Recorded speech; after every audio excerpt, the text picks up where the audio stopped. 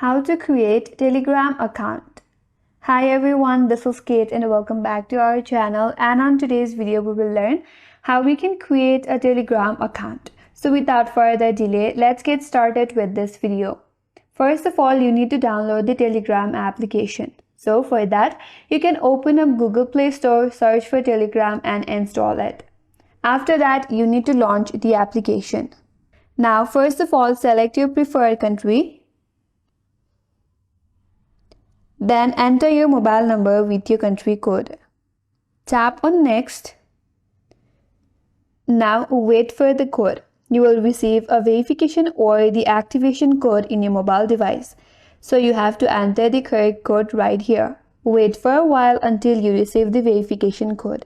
Once you receive the code, you have to type in the code, then verify your number. Once you are verified, you have to set up your profile.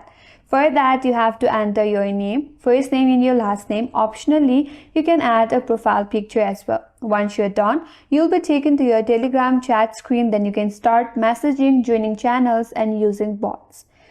And that's all for today's video. Hope this video was helpful, and if you're new to our channel, consider subscribing. Thank you for watching and stay tuned for more videos.